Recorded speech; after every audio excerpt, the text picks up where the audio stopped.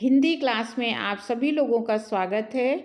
बच्चों, आज हम कक्षा 8 में आपकी जो प्रज्ञा पुस्तक है उसमें से आपका अनिवार्य संस्कृत का एक अंतिम पाठ, नवम पाठ व्यवसायेषु संस्कृतम नाम से है। इस पाठ के आज हम अर्थ और अनुवाद इसमें पढ़ने वाले हैं। तो बच्चों, ये जो आपका पाठ है बहुत इम्पॉर्टेंट है, परीक्षा में पूछा जाता है। तो आज इस वीडियो में इस पाठ के हम अर्थ को भी समझेंगे, अनुवाद को भी समझेंगे। तो आप इस वीडियो को आखिरी तक ज़रूर देखिएगा ताकि आपको ये पाठ बहुत अच्छे से समझ में आ जाए। और अगर आप इस तरह के और भी नए नए वीडियो देखना चाहते हैं तो आप चैनल को सब्सक्राइब ज़रूर कीजिएगा। आपके लिए लगातार ऐसे वीडियो बनते रहेंगे और आप तक पहुंचते रहेंगे। तो अब इस वीडियो को शुरू करते हैं। जो आपका अंतिम पाठ है अनिवार्य संस्कृत का, जिसका नाम है व्यवसायेषु संस्कृतम। इसका अर्थ है व्यवसाय के रूप में संस्कृत।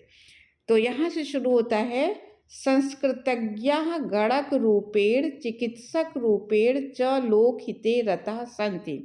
तो कहते संस्कृतज्ञ माने संस्कृत के जो जानकार हैं, संस्कृत के जो ज्ञानी हैं, वो गणक माने होता है ज्योतिषी। गणक माने क्या कहते हैं? ज्योतिष।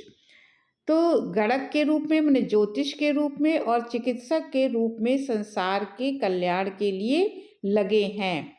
तो पहली लाइन का अर्थ होगा कि संस्कृत के जानकार ज्योतिषी के रूप में और चिकित्सक के रूप में संसार का हित करते हैं। कर्म कांड निष्णातः याज्ञिकाः अपि हव्य रूपेण औषधना वनस्पति नाम वायु रूपेण परिवर्तनम कृत्वा मेघ रचनायाम साधकाः भवन्ति। तो कर्म कांड निष्णाता माने कर्म कांड में निपुण लोग, याज्ञिका और हव्य रूप में मतलब यज्ञ के जानकार, यज्ञ के रूप में औषधि और वनस्पतियों को वायु के रूप में परिवर्तन करके मेघ माने बादलों की रचना भी करते हैं। तो कहते हैं कि जो संस्कृत के कर्म कांड में निपुण विद्वान हैं वो हव्य माने हवन के रूप में, हव्य सामग्री, हवन सामग्री के रूप में औषधियों और वनस्पतियों को वायु के रूप में परिवर्तित करके बादलों की रचना भी करते हैं। मेघे वृष्टिपात भवतः, वृष्टिपात माने वर्षा, बादलों से वर्षा होती है। वृष्टिपातेन अन्नानि भवन्ति, और वर्षा से अन्न उत्पन्न होता है। तह प्राणिना पोषणम भवति, उससे प्राणियों का पोषण होता है। अब आगे देखते हैं। तो एक व्यवसाय है जो संस्कृत के जानकार है, वो होता है गणकः। गणकः में, गणकः माने अभी को आपको बताया गया है, गणकः माने होता है ज्योतिष।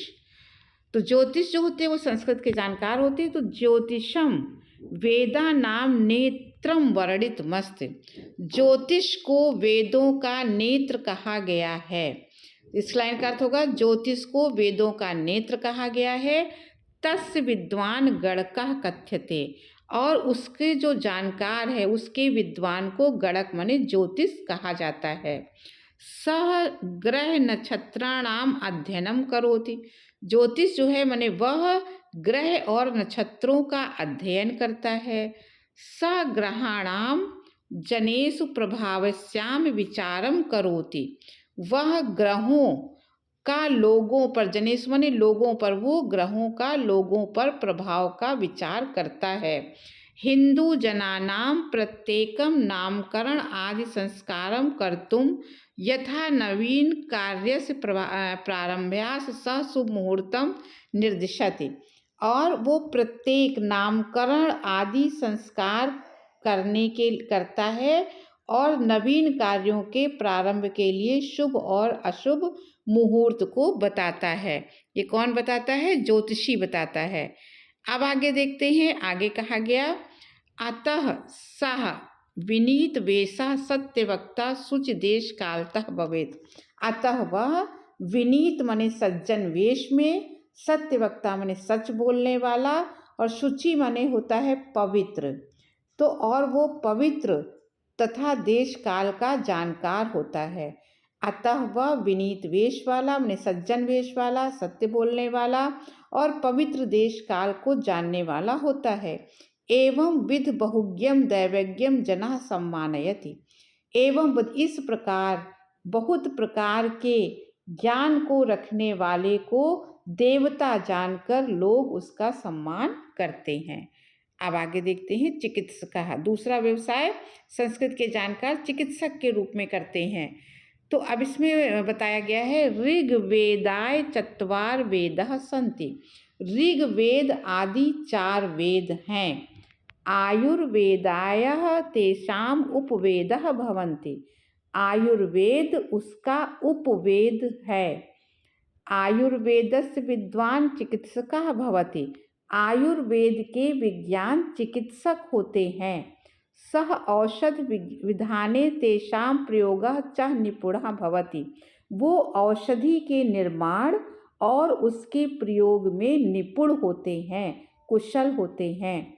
अब आगे देखते हैं योग तंत्र शल्य शालक्य आदि प्रयोगेण सह प्राणिना हितम साधयति। वो योग तंत्र शल्य शालक्य के प्रयोग से, दवाओं के प्रयोग से प्राणियों के कल्याण को करते हैं। भारतीय विद्यायाम नराणाम्यु गजा अश्व आदि पशूनां वृक्षादीनामपि रोग शमनाय विचारः वर्णितम् अस्ति।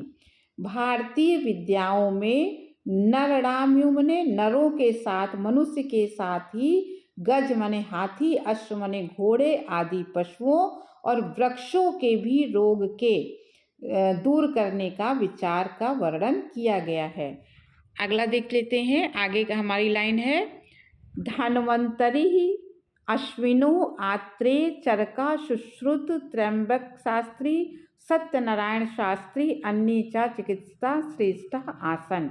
अब कुछ चिकित्सक के नाम दिए गए हैं। धन्वंतरि, अश्वनी कुमार, आत्रेय, चरक, सुश्रुत, त्र्यंबकम शास्त्री और सत्यनारायण शास्त्री और अन्य चिकित्सक श्रेष्ठ चिकित्सक हैं। अब आगे अगला देखते हैं शारीरिक मानसिक रोग हरणे समर्था अभवन। वे शारीरिक मानसिक रोगों को दूर करने में समर्थ हैं। एवं अन्ये अपि अनेके व्यवसायाः सन्ति यत्र संस्कृत भाषायाः संस्कृत ज्ञानाच् महती उपयोगिता अस्ति। इसी प्रकार अन्य अनेक व्यवसाय हैं जिसमें संस्कृत भाषा और संस्कृत ज्ञान की बहुत ही आवश्यकता, बहुत ही उपयोगिता है। तो बच्चों ये आपका पूरा पाठ था, आपको अच्छे से समझ में आ गया होगा। अगर वीडियो आपको अच्छा लगा हो तो चैनल को सब्सक्राइब कीजिएगा, लाइक कीजिएगा, अधिक से अधिक शेयर कीजिएगा। आप अगले वीडियो में फिर किसी टॉपिक के साथ मिलेंगे। तब तक के लिए धन्यवाद।